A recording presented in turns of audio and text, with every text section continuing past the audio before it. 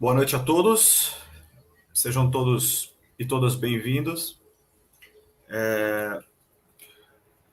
Esse é mais um evento da Semana de Ciência e Tecnologia do Instituto Federal Mato Grosso do Sul, com o tema Transversalidade da Ciência, Tecnologia e Inovação para o Planeta. Esse é um evento virtual que está acontecendo desde o dia 4 e vai até o dia 9. E na noite de hoje, nós temos o ensino médio, breve análise da BNCC e da Lei 13.415 de 2017. Nosso palestrante de hoje é o professor Luciano Duarte. Eu vou introduzir, então, o professor Luciano. Né? O professor Luciano Duarte, ele possui graduação em História pela Universidade Federal do Mato Grosso do Sul, campus do Pantanal, especialista em Educação e Sociedade, em Estudos Fronteiriços pela Universidade Federal do Mato Grosso do Sul, campus do Pantanal, acadêmico do curso Doutorado em Educação da Universidade Federal do Mato Grosso do Sul, ocupante do cargo efetivo de professor do ensino básico, técnico e tecnológico, lotado no campus Jardim do Instituto Federal de Educação, Ciência e Tecnologia do Mato Grosso do Sul, em regime de exclusiva, como professor de História. Atualmente exerce a função de coordenador do curso de ensino médio integrado na modalidade ProEja, membro do grupo de estudos Jornada de Educação, Políticas e Tecnologias. Seja muito bem-vindo, professor Luciano, e uma ótima palestra a todos. Eu gostaria só de dar um recado que, ao final da palestra, será enviado no chat do YouTube o link para a lista de presença, ok? Fiquem atentos, então, e boa palestra a todos. Seja bem-vindo, professor Luciano. Muito obrigado, professor Jean. Boa noite a todas e a todos. É com imenso prazer que eu faço a minha fala nessa Semana de Ciência e Tecnologia. Ressalto a importância da ciência no Brasil e no mundo, por todo esse momento que nós passamos até então. Extremamente agradecido pela organização do evento, na qual fez uma belíssima organização, tá? Meus parabéns aos envolvidos. Também digo a todos que estão me escutando que, pelo motivo que eu vejo que iremos ter um público muito heterogêneo, nós iremos fazer uma fala de extremo cuidado, tá? Porque acredito que estarão nos escutando tanto estudantes, professores e demais pessoas da comunidade, tá? Essa nossa palestra, conforme anunciado pelo professor Jean, o novo ensino médio, breve análise da BNCC e da Lei 13.415 de 2017. Nós, para uma melhor interação com o público e bem para com um entendimento, nós vamos trabalhar em 3 momentos distintos, tá? Então, primeiro, nós vamos fazer um breve histórico do ensino médio. Depois nós iremos fazer a análise da Lei 13.415 e da Base Nacional Comum Curricular, e depois nós fazemos nossas considerações e abrimos para perguntas. Extremamente importante informá-los porque a minha indagação sobre o ensino médio. Tá? O ensino médio, como todos se tornou nos últimos anos, principalmente nos últimos 5 anos, alvo de disputas, alvos de embate, mas isso não é novidade, né? Para os pesquisadores ou para aqueles que trabalham no ensino médio, sabe que o ensino médio brasileiro ele é alvo de disputas essa impondo de um lado o empresariado e impondo de outro grupos em defesa de uma educação que visa emancipar os requerentes do ensino médio. Dito isso, extremamente importante frisar que essa etapa educacional, né, ela, por sua vez, vem sendo, historicamente, dentro de um debate entre qual a identidade, qual o perfil dos estudantes que nós devemos ter. E, há muito tempo, ela vem sendo uma disputa, né, entre o ensino propedêutico voltado para a formação das classes mais abastadas ou para as elites, e uma formação técnica, uma formação profissional conduzida para as camadas da população, as camadas mais populares. Dentro disso, dentro dessa disputa, dentro de todo esse questionamento, por que essas diferenças de formação, o que vem se colocando? Vem se colocando uma série de reformas, uma série de movimentos reformistas, sobretudo em torno de textos e documentos curriculares, tentando impor uma formatação, tentando dar uma qualidade, tentando dar uma identidade para essa etapa educacional.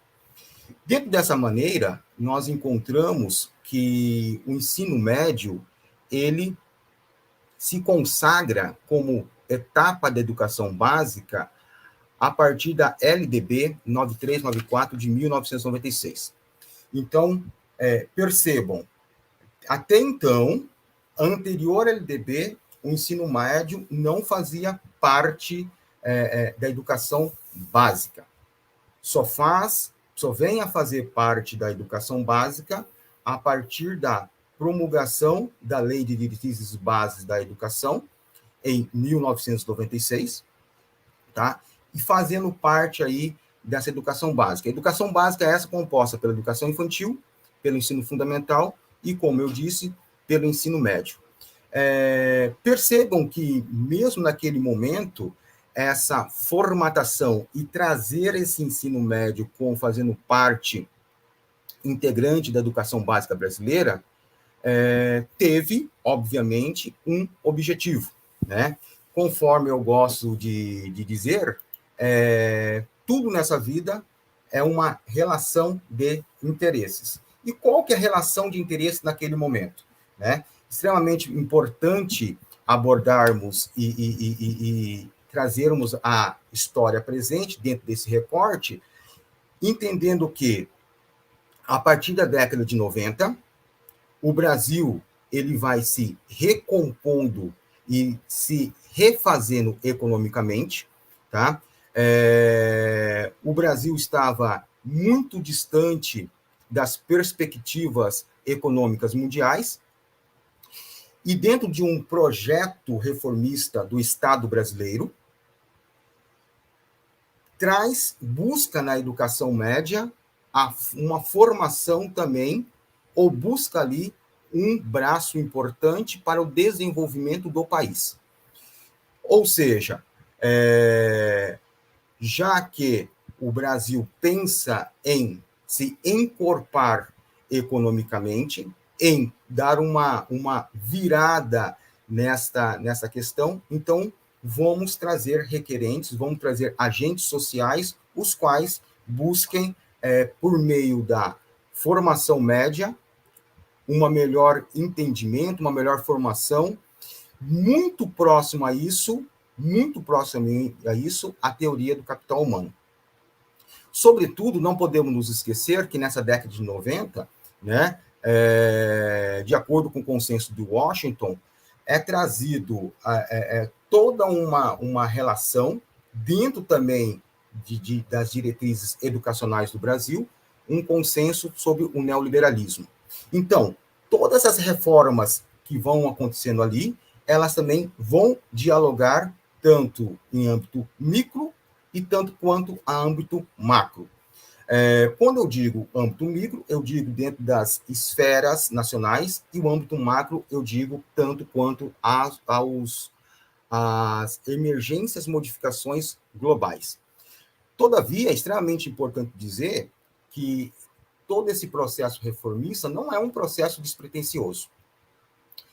Tem uma intenção, tem uma prescrição e tem um interesse, né? Então, percebemos que nos projetos, percebemos que nas formatações, percebemos que isso é trazido muito forte quando nós vamos aos documentos internacionais, sobretudo os documentos desses grupos internacionais, verificando, sobretudo, documentos do Banco Mundial, como que eles vão trazer essas perspectivas educacionais dentro de uma conceituação, de uma formulação, ajustando a educação, as prescrições do mercado, as prescrições do capital e as prescrições de interesse e desenvolvimento.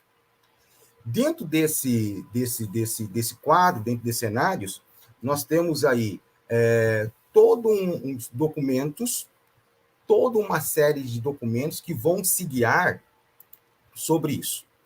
Então, é extremamente importante trazer algumas questões, como, por exemplo, entre 1990 a 2018, dentro desse recorte temporal, sobre a educação média, aconteceu uma série de reformas educacionais, operadas, que aqui nós trazemos por marcos regulatórios.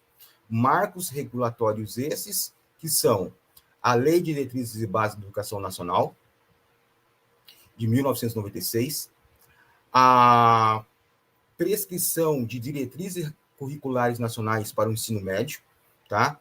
Tanto a de 1998, a de 2012 e a de 2018, os parâmetros curriculares nacionais, sobretudo de 1999, tá?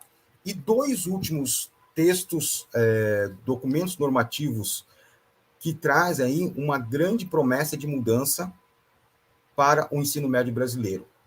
Quais são esses dois últimos documentos? Quais são esses dois últimos marcos regulatórios? A Lei 13.415, de 2017, e bem como a Base Nacional Comum e Curricular para o Ensino Médio, de 2018.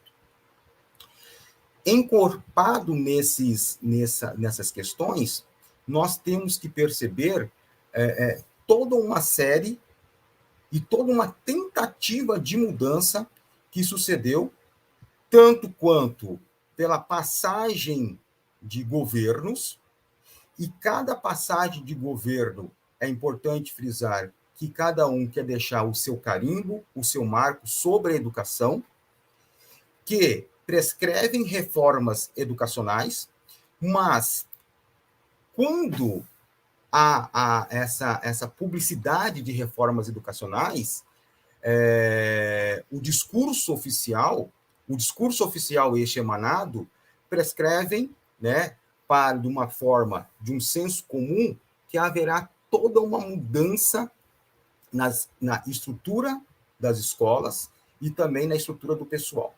E o que tem se percebido, o que tem se observado é mudanças curriculares de maneiras pretensiosas, informando novos arranjos curriculares, novas políticas curriculares para dar conta de novas formações para atender interesses exclusivos. Tá? Então, é extremamente importante nessa introdução trazer essa formatação, trazer essa concepção de ensino médio. Então, só para que nós possamos amarrar o que já foi dito, nós temos um histórico do ensino médio, esse histórico do ensino médio carimbado, marcado, denotado de interesses, um ensino médio que sempre foi dentro de uma luta histórica, dentro de uma dualidade, de um lado o ensino médio, conforme dito, propedêutico, para atender um tipo de classe social, e o ensino médio prescrevendo uma formação técnica profissional para atender outro tipo de classe social, né? Impondo, assim, diferença essa na formação, diferença essa nas oportunidades essas sociais e econômicas, e principalmente na inserção no mundo do trabalho. Então, pessoal, pensar nessas reformas, pensar nesses movimentos reformistas para a educação média brasileira, não é apenas enxergar que isso trata-se de relações essas procurando dar uma identidade ou procurando dar um novo formato à educação média brasileira. Isso é muito mais profundo e essas discussões é muito mais emergente que se pensa. Por quê?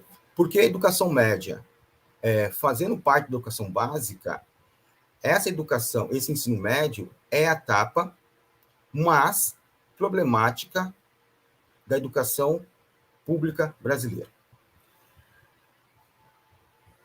De um lado, nós temos discussões quanto à falta de diálogo entre as disciplinas, a falta de pessoal, a falta de professores que possam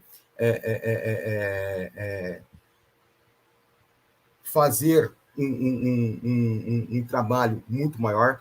O que eu quero dizer com isso? Falta de professores. Por exemplo, num contexto de uma formação continuada, no contexto de oportunidades de dar a esse docente um aprofundamento esse na sua formação. Não podemos deixar de demarcar também esse espaço dizendo que o que demarca também a falta desse pessoal, a falta de professores, é também os baixos salários pagos na profissão. Então, ou seja, todo esse arranjo, toda essa discussão de reformas perpassam por questionamentos, por debates que têm que ser trazidos de uma maneira crítica. Dito isso, nós temos aí a Lei 13.415/2017. Só que quando nós pensamos sobre a Lei 13.415, nós não podemos entendê-la em 2017. 2017, ali, aquele momento político, econômico e social que o Brasil estava passando, não foi ali, não foi neste momento em que essa lei foi formatada. Essa lei, ela tem, pelo menos, aí, um caminho trilhado, tá? Um caminho trilhado esse que ele inicia-se em 2013, logo após a aprovação das diretrizes curriculares nacionais de 2012, formou-se no Congresso Nacional um grupo este que ficou dedicado a estudar os problemas do ensino médio. E este grupo, ele verificou, dentro ali das pesquisas que foram feitas, que o ensino médio estava muito aquém de um processo formativo de qualidade da educação básica. Enfim,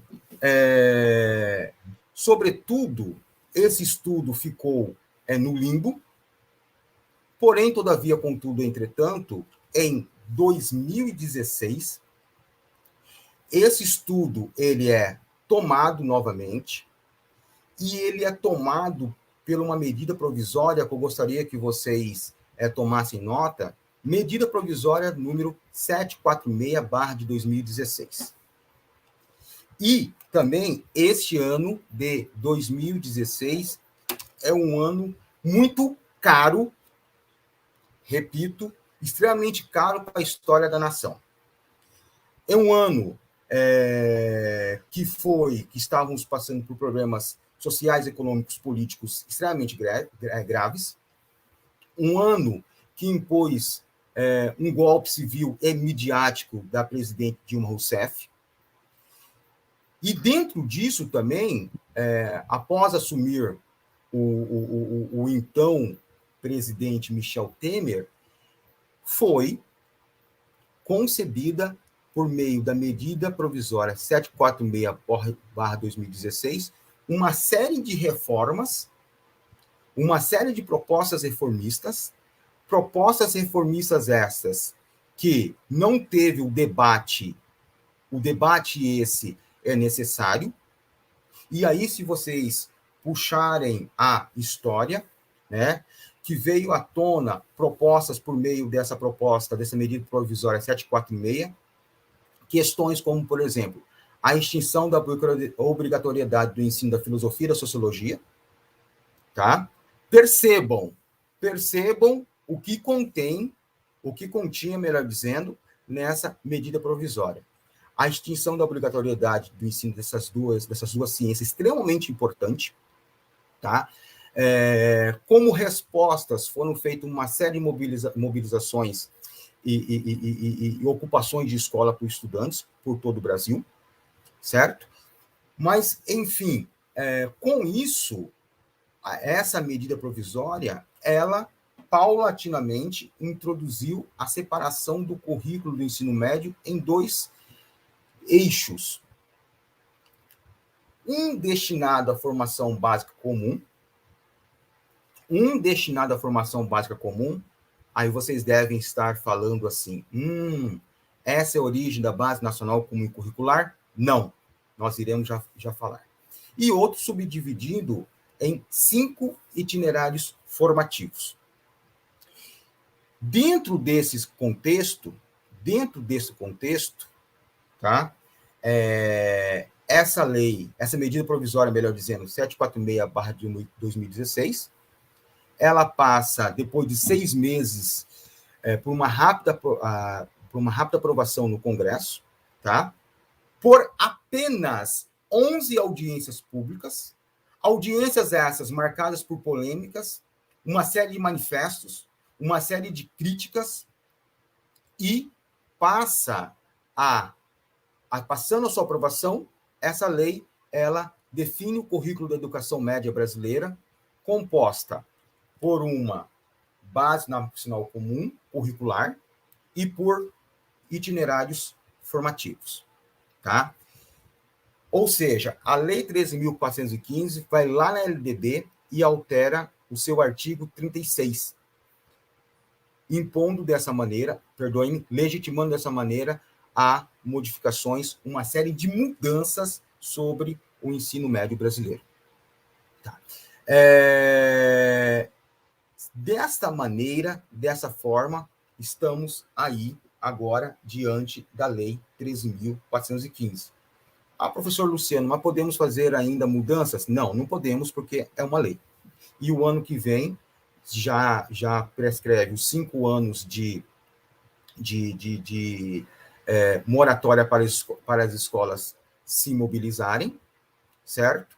Para começar de fato, a trabalharem sobre essa lei. Apesar de que tem uma medida provisória circulando no Congresso Nacional, solicitando que essa lei seja prorrogada para o ano que vem, mas, pelo que me parece, pelo que eu acompanhei, realmente o ano que vem será o ano que essa lei vai começar a rodar de fato. Tá? Enfim, dentro desses contextos, a carga horária do ensino médio passa a ser composta da seguinte maneira: 1.800 horas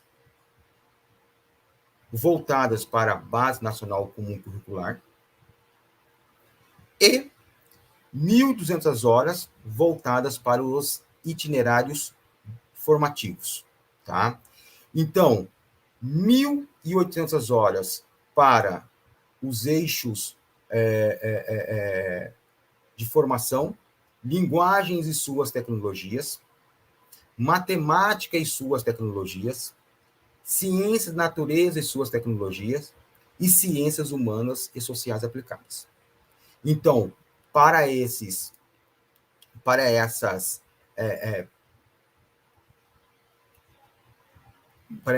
eixos da Base Nacional Comum Curricular, nós temos aí 1.800 horas. Para completar as 3.000 horas prescritas pela Lei 13.415/2017, nós temos aí os itinerários formativos. Quais são eles? Linguagem e suas tecnologias, matemática e suas tecnologias, ciências natureza e suas tecnologias, ciências humanas e sociais aplicadas e formação técnica e profissional. E aí, pessoal, que começa as relações, as inter-relações e o estado de crítica. Estado de crítica por quê? Primeiro, a Lei 3.415, ela acarreta uma série de modificações na LDB, na CLT, no Fundo de Manutenção da Educação, ou seja, ela altera uma série de leis para compor a Lei 3.415. Todavia, contudo e entretanto, traz à baila da educação média algumas questões extremamente importantes de nós indagarmos, pensarmos e refletirmos. Primeiro, a publicização da lei, o discurso governamental, a propaganda emanada sobre esse novo ensino médio, que tem como a grande pedra de toque, a grande menina dos olhos, essa formação por meio dos itinerários formativos, em que os jovens esses que terão escolhas de qual itinerário formativo ele irá cursar. Percebam bem a propaganda, a falaciosa propaganda e o que a lei prescreve. Dentro dessas considerações, o aluno, já digo a vocês, dificilmente terá escolha. Principalmente o aluno da onde? O aluno das escolas públicas. E lembro a vocês que o ensino médio brasileiro ele é composto por cerca de 3 milhões e meio de estudantes. E desse número total, 85% estão em escolas públicas. Ou seja, 85% do ensino médio brasileiro ele é ofertado pelas redes de ensino público do país. Demarquem bem isso. Demarquem bem esse ponto. Neste contexto, o que a lei fala? A lei vai falar o seguinte. Primeiro, que dentro da Base Nacional Comum Curricular são 1.800 horas. Dentro desse contexto, são 3 disciplinas obrigatórias, matemática, português e inglês. E o restante, então, dentro daqueles arranjos formativos, que eu lembro vocês, os arranjos formativos compostos pela Base Nacional Comum Curricular, linguagem, suas tecnologias, matemática, suas tecnologias, ciência, natureza, suas tecnologias, ciências humanas e sociais aplicadas, serão ministradas em 1.800 horas. Dentro disso, eu tenho mais 1.200 horas para ser ministrados para os estudantes, mantendo aí um discurso vazio de escolha dos alunos, tá?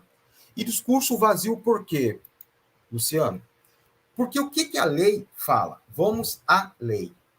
A lei fala o seguinte, que as escolas são obrigadas a ofertar um itinerário formativo por escola. Mais que um itinerário formativo será de acordo com o quê?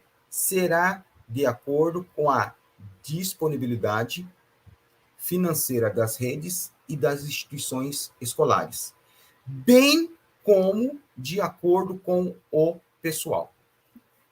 Ou seja, de acordo com os profissionais que ali estão. Outra questão também que a lei também traz, e descaracteriza todo o processo pedagógico, todo o processo de formação de professores é também abertura para ministrarem aulas profissionais de notório saber. Profissionais de notório saber, esses que não precisam ter licenciaturas, eles não precisam ser licenciados. Eles apenas têm que comprovar que o seu saber, ter o reconhecimento da sua competência para fazer aquilo. Ou seja, é apenas para o 5º itinerário formativo prescrito como apenas para o 5º itinerário formativo prescrito como formação técnica e profissional? Sim, não tem problemas.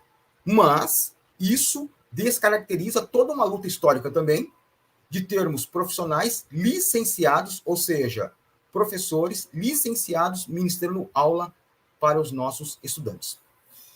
Uma outra questão também para atingir essa formação técnica profissional foi que a Lei 13.415 ela abre espaços para parcerias públicas e privadas, tá? Ou seja, as escolas podem fazer parcerias essas que podem levar os estudantes para uma série de locais para também receber ali nesses locais essa formação técnica e profissional. Dentro desse quesito, pessoal, nós não podemos esquecer, como eu disse anteriormente, que isso não é um processo despretensioso. O primeiro passo é isso.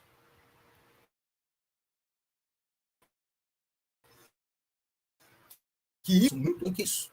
Não adianta também nós colocarmos dentro dessas relações e dizermos o seguinte, mas isso faz parte de um contexto neoliberal.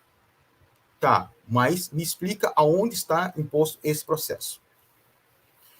Então, dessa maneira, dentro desse contexto, essas relações que nós temos hoje com a BNCC e bem como a Lei 13.415, perpassa também a formatação desses currículos, currículos esse que tem um novo contexto ali. Gostaria de que vocês lessem a Lei 13.415 e vocês vão ver ali uma questão que não é nova, porém que está trazido à tona na educação básica, um termozinho chamado de flexibilidade. Flexibilidade. Ou seja, por meio da flexibilidade, por meio da escolha dos nossos estudantes, por meio da imersão do protagonismo juvenil, por meio do projeto de vida, nós teremos, com isso, um ensino médio com maior qualidade. Aí isso nos impõe uma outra ou um aprofundamento maior sobre essas questões.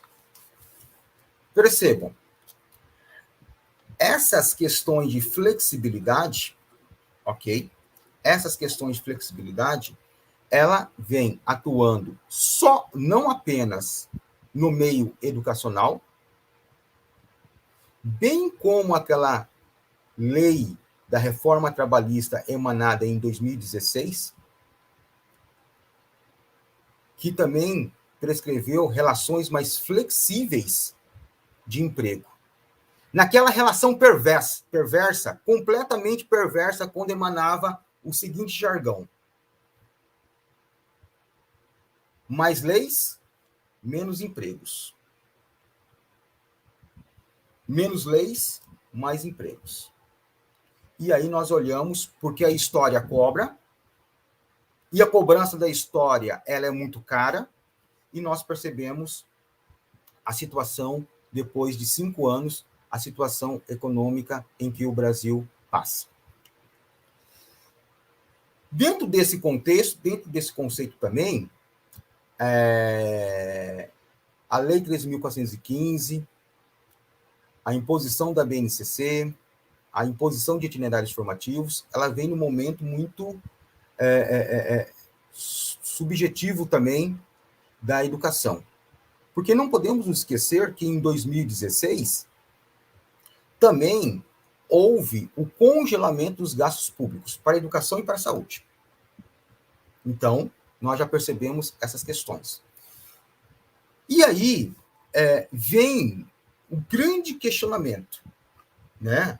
A pergunta de $1 milhão. A quem serve esta mudança na educação?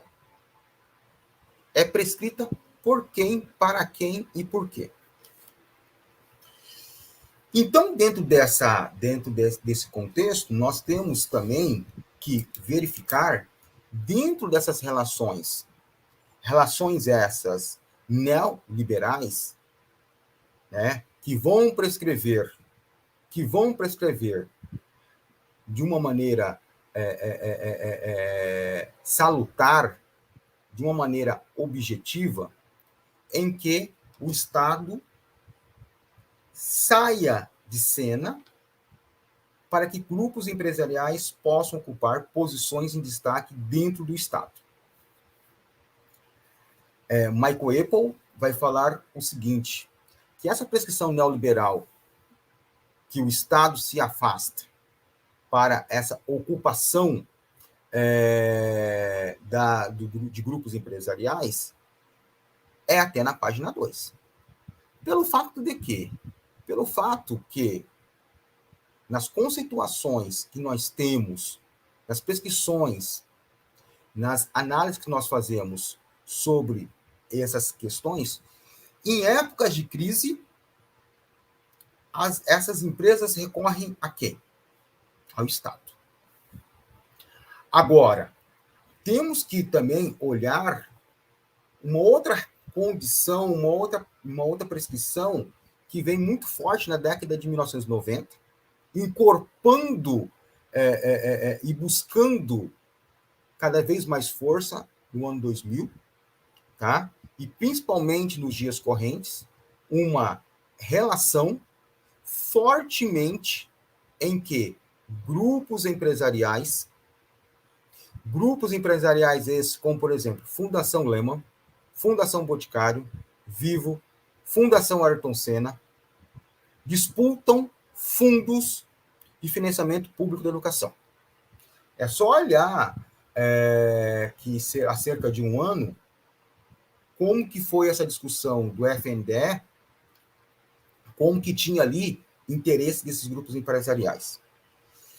Dessa maneira também, nós olhamos, nós verificamos também que há interesses esses de uma formação aligerada, uma formação acrítica, uma formação fundamentada em interesses empresariais, dentro de um escopo, senhoras e senhores, dentro de um escopo. E qual que é esse escopo? E qual que é essa prescrição? Primeiro, o Estado se retira-se de campo. Ou seja, o Estado passa cada vez menos a se interessar, a prescrever, a fazer políticas públicas, deixando isso a encargo de ONGs. Dentro disso, como que várias dessas ONGs também são tentáculos de grupos empresariais, e aí nós temos todo um discurso voltado a algumas questões essas que vêm à tona como a grande solução dos problemas educacionais da educação média brasileira.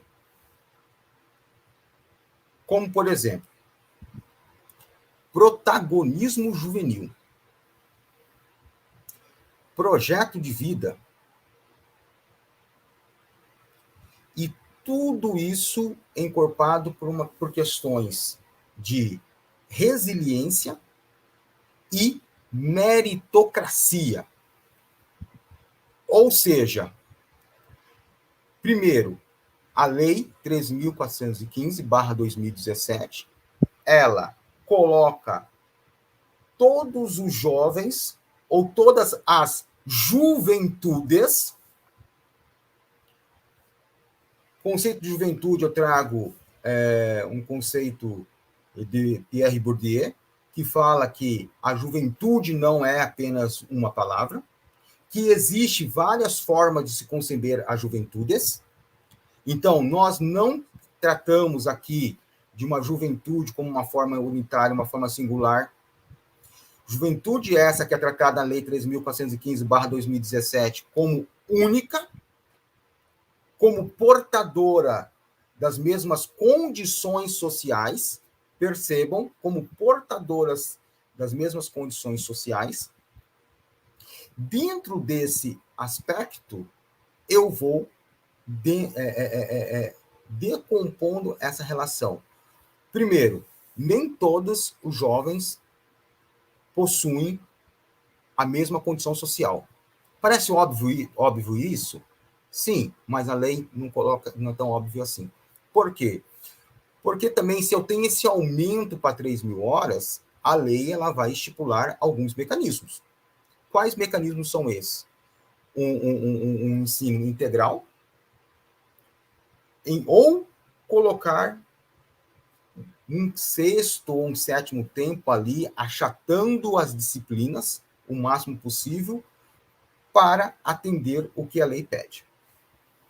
Se nós trabalharmos nessa prescrição sobre os jovens, entendendo que 85% dos jovens, que 85% dos jovens que estão no ensino médio fazem parte, estudam ensino médio público, nós entendemos a seguinte questão. Aquele menino que estuda de manhã e trabalha à tarde, logo, ele vai para onde? Aquele menino que estuda à tarde e trabalha de manhã, logo, ele vai estudar aonde? Por quê? A educação de jovens e adultos é a partir de 18 anos. Então, eu já crio um problema social. Então, eu já tenho essa problemática. A partir disso. Segunda questão fundamental. As escolas, com essa baixa arrecadação dos estados, elas terão condições de ofertar, de dar liberdade de escolha para os estudantes? Outra questão fundamental. Os estudantes das classes populares, como que serão informados, levados a qual itinerário? Ou seja, se impõe de uma maneira velada uma questão fundamental. Aí eu coloco uma interrogação. Uma hipótese que levantamos. Será que parte desses jovens de classes populares serão levados para o itinerário de formação técnica e profissional? E os jovens com melhores condições, com melhores capitais sociais, econômicos, culturais, ou seja, com famílias com melhores condições, eles não terão uma moratória maior de continuidade nos seus estudos? Isso ocorrendo, estou colocando como uma hipótese, isso ocorrendo, o que vai ocorrer? Apenas um aprofundamento das desigualdades educacionais. Ou seja, a reprodução das desigualdades educacionais vão ocorrer e ocorrem também dentro dos sistemas escolares. Dentro dessas questões, nós temos que entender, pensar que nós temos que brigar, nós temos que discutir, nós temos que debater por uma educação média que atenda a todas e todos, de maneira diversificada, mas não essa diversificação na qual prega, ou, melhor dizendo, essa flexibilidade a qual prega os itinerários formativos, que principia por uma formação administrada, uma formação em que autônoma, uma formação no que não principia o estudante de múltiplos olhares de emancipação essa cultural, social e política, ou seja, que prescreve para o aluno uma educação aligerada, uma educação que leva o aluno a ter uma formação com baixa qualidade, sem entender o seu papel social, sem entender o seu papel cultural e sem entender o seu papel como sujeito prescrito de direito. Então, são essas algumas questões que eu coloco para vocês, tá? E aí, Jean, tendo questionamentos, podemos começar os debates. Excelente, Luciano, parabéns pela palestra. Um olhar muito abrangente, não é, sobre todo esse desenvolvimento aí dessa precarização, vamos chamar assim, né, do ensino, né? Eu acho que ficou bem claro isso na sua fala. E eu, antes de fazer as perguntas que foram colocadas no chat, eu me permitiria fazer um breve comentário, né, inspirado na sua fala, que na sociologia nós percebemos um momento de forte precarização do trabalho, né? Você vê a degradação do trabalho, né? As perdas dos direitos trabalhistas, enfim, né? Colocando o trabalhador numa situação da qual ele não tem mais direito algum, não tem mais direito a férias, não tem mais direito a descanso. E então a gente percebe que isso aparenta ser uma fase do capitalismo, que o capitalismo retorna a um estágio de acumulação primitiva, né? Um estágio da era da Revolução Industrial, né? Onde o trabalhador ele vivia para trabalhar, sem direitos. E é interessante que quando você descreve essa reforma do ensino médio, é interessante que dá para a gente fazer um arco histórico e lembrar das chamadas corporações de ofício da Baixa Idade Média, que eram organizações profissionais, das quais os jovens iam para lá para aprender alguma profissão lá, segundo o interesse dos empregadores, né? Então, é interessante que essa reforma ela parece fazer um arco histórico aí que nos leva novamente à Baixa Idade Média.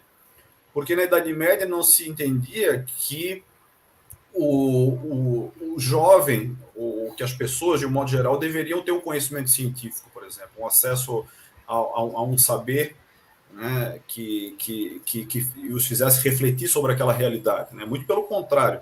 A Idade Média ela colocava aí uma necessidade de que as pessoas não questionassem a ordem estabelecida, né? E essa reforma do ensino médio, ao querer, como você colocou, aligeirar o ensino, né, colocá-lo a serviço do mercado, né? E me parece muito interessante essa aproximação, né? O capitalismo ele faz uma volta à acumulação primitiva e, com isso, retorna, né, nesse sistema de uma espécie de novas formas de guilda, né, na história, tornando a escola uma espécie de corporação de ofício, né? Não sei o que você pensa sobre isso, de repente você podia comentar um pouco. Eu vou fazer, então, uma das primeiras perguntas que foi colocada no chat. A primeira pergunta é do professor Joel. O professor Joel pergunta: essa urgência em reformas, a seu ver, até que ponto prejudica a educação? Professor Joel, se eu impondo primeiro o seguinte, eu me coloco completamente, né, que eu disse no começo, mas digo agora, eu me coloco-me completamente contrário à Lei 3.415 e à BNCC. E também não sou reacionário a reformas. O que eu sou contrário é esse tipo de reforma na qual é implementado.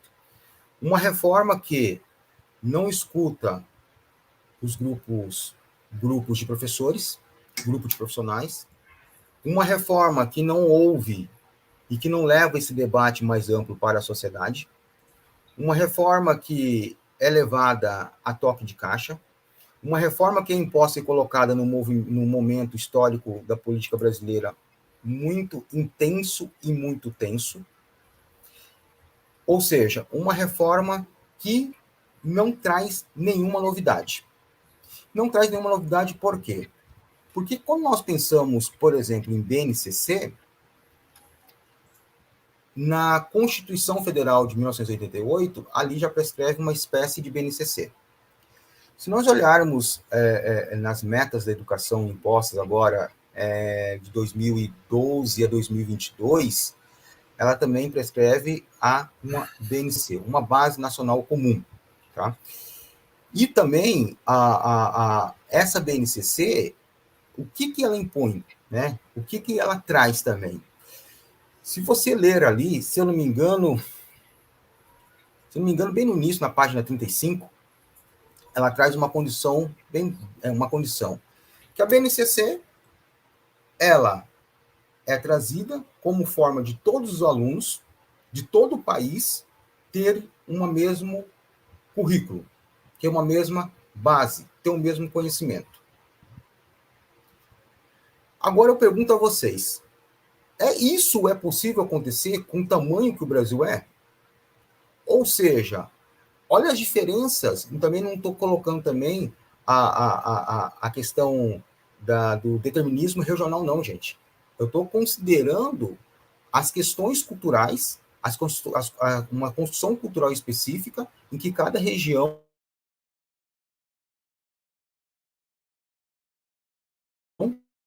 tem.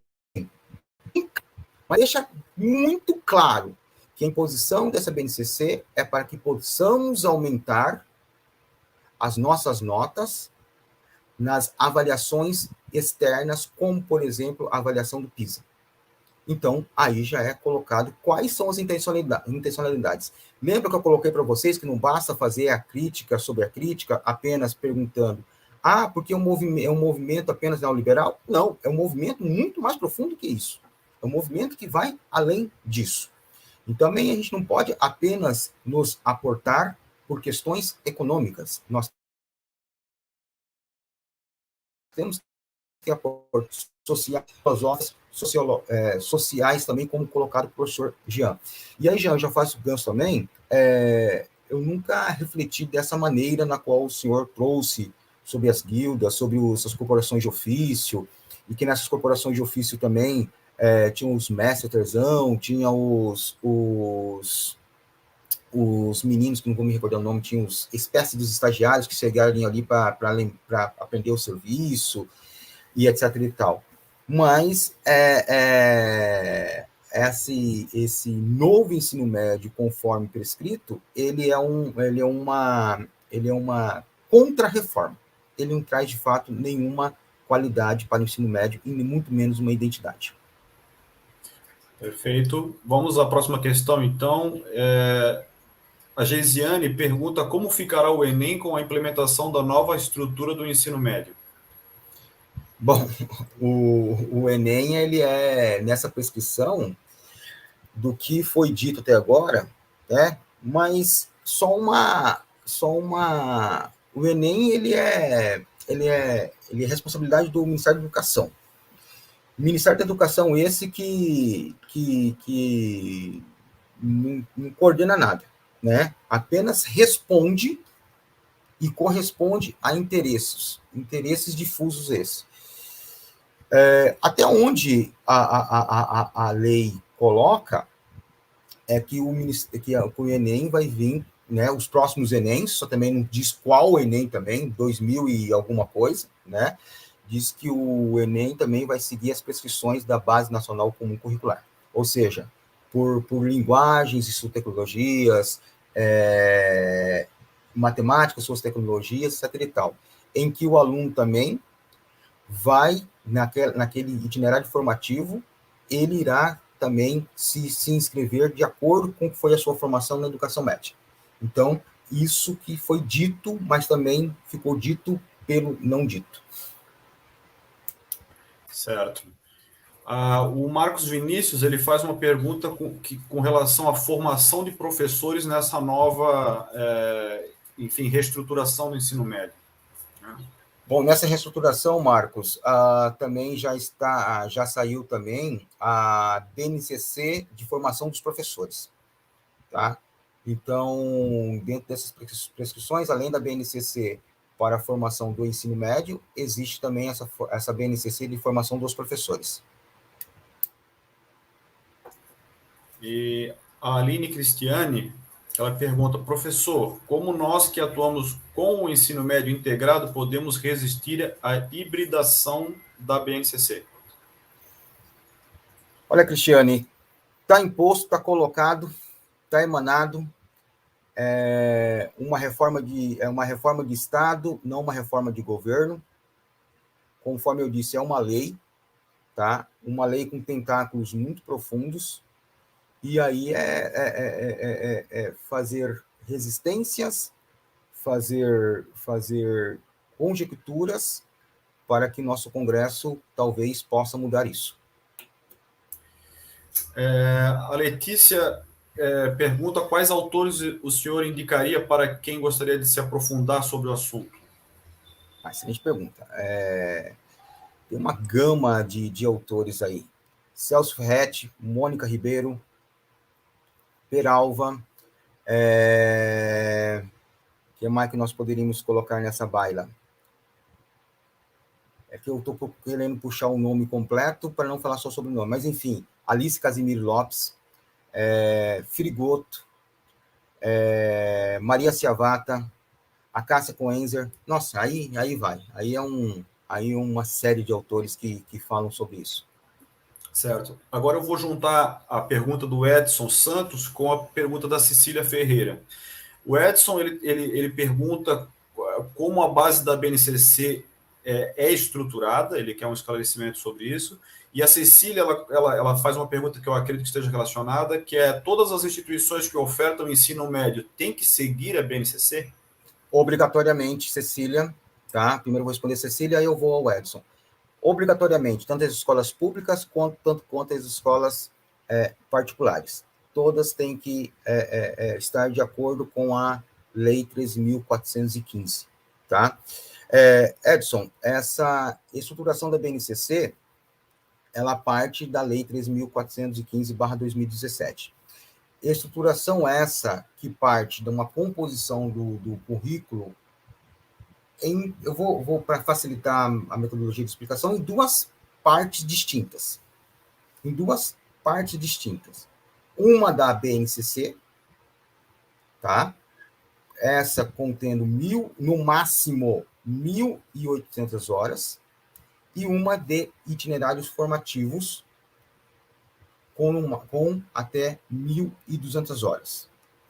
Então, ou seja, para a Base Nacional Comum Curricular, nós teremos aí um currículo composto com linguagens e suas tecnologias, está lá no artigo 36, tá, Edson? Matemática e suas tecnologias, ciências, natureza e suas tecnologias, e ciências humanas e sociais aplicadas. Ou seja, 4 arranjos formativos aí, tá? Dentro desses arranjos formativos emanados pela BNCC, contando com 1.800 horas.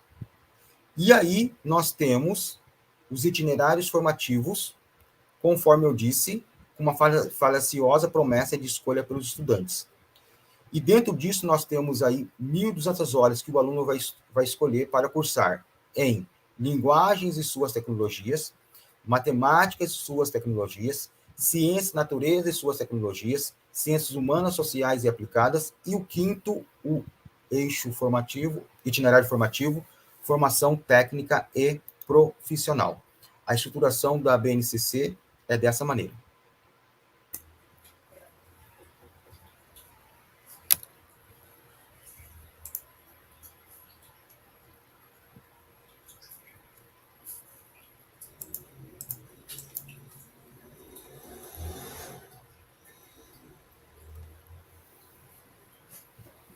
O computador simplesmente... Mais alguma pergunta, Jean?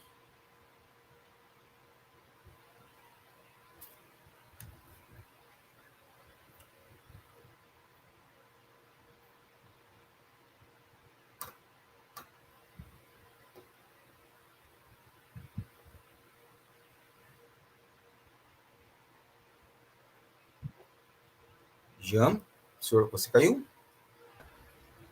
Alô, professor Luciano? Voltou, Jean? Você está me ouvindo? Agora estou. Acho que a minha internet aqui deu um problema. Desculpem aí pelo problema técnico. Verificando aqui no chat, a gente não tem mais nenhuma pergunta. Gostaria de agradecer, então, a sua excelente palestra, professor Luciano, uma discussão necessária nesse momento que nós estamos vivendo. Notei aqui grande interesse do pessoal por falar desse tema, né, e está discutindo. É um tema muito profundo, ele tem múltiplas questões aí que podem ser colocadas, né? Então, agradecer a sua palestra. Eu gostaria de avisar o pessoal que a lista de presença ela já está disponível no chat do YouTube, tá? Aí no chat, por favor, preencham a lista de presença e convidar a todos, né, para continuar participando das palestras da Semana de Ciência e Tecnologia que estão excelentes, né? Vou passar então a palavra ao professor Luciano então para fazer suas considerações finais e agradecer a presença de todos. Muito obrigado. Então, agradeço a todos que me ouviram, a todos que interagiram e até mesmo aqueles que eu consegui provocar de alguma maneira sobre essa temática tão importante e tão relevante para a educação brasileira. Tentamos passar de uma forma geral algumas coisas sobre a Lei 3.415 e bem como a BNCC, mas de todo modo, isso não foi nenhuma parte de tudo aquilo que a lei emana e que nós temos que estar muito atentos. Aqueles que são professores, eu gostaria muito que vocês se debruçassem sobre a leitura da lei, porque ela já está aí, não é que ela vai chegar, ela já está aí, tá? E infelizmente, essa lei pode provocar nos próximos anos, tá? Isso como hipótese, não estou afirmando nada, tá? Isso como hipótese, pode trazer uma grande precarização, principalmente aos estudantes das classes menos favorecidas.